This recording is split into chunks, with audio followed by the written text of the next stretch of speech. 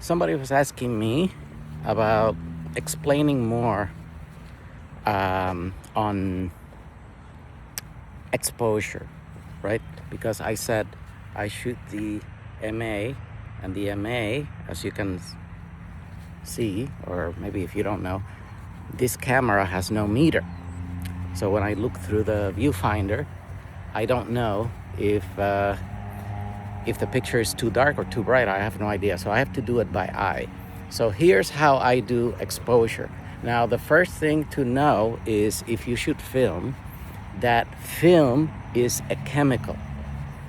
So have it in your head that in order to expose that chemical has to be exposed to light. And the more light, the better exposed it's going to be. So that's why film it's not really bothered by overexposure too much, right? So you can go over by 2-3 stops, even consumer film, and you'll be able to adjust the exposure later, fine. Actually, when you scan it through the machine is gonna even it out. I hardly ever touch my scans. I post them as is because they're fine most of the time. And so this is how I expose, okay? You see my eyes, look at my eyes, look. So when I look, I'm looking at the water over there. Okay, there's water over there, right? If I look at the water and I'm looking like that, it's f11, okay? And the first thing you do is you think about your film. So I'm shooting Kodacolor 200. You cancel the film speed, cancel it. So what you do is you put, like I put mine at 1/250th, okay? 1/250th is gonna cancel the ISO. I don't have to think about it. So to make it simpler in your head, just think aperture, that's it. Think aperture, and then you can adjust it, because if you think about the aperture, do you have to go one more, one less, two stops, 1 stop, 3 stops, whatever, right? And then you can say, okay, I'm gonna go maybe 1 stop on the aperture plus 2 on the shutter speed or whatever, right? Whatever you need to do.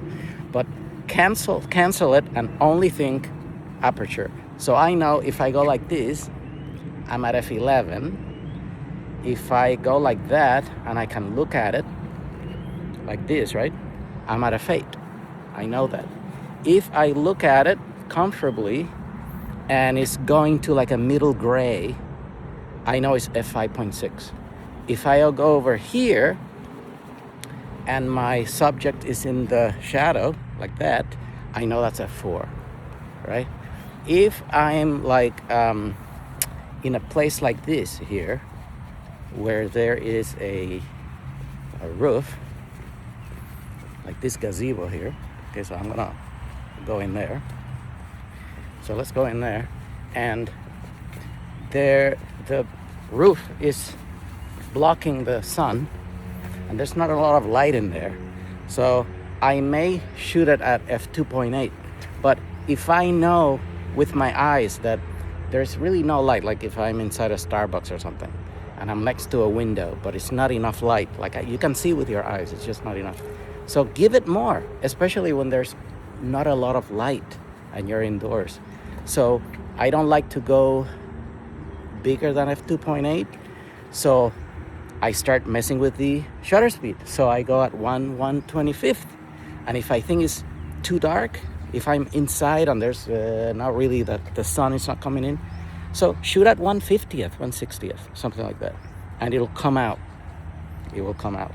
And so now you know, right? So if you know that, like I was at the pier and I knew, okay, I want to freeze a pigeon, I know I have to be at 1/1000, and my aperture is f11, so I go f8 because I'm at 250th, right? So I go to 1/500, 1/1000. So I go down on the aperture, f8, f5.6. So I know I have to put it at 5.6, 1/1000, right? Because I know I have to go to 1/1000. So this is a easy way to expose something. So if you squint, f11, If it's sunny but you can look at it comfortably, that f8.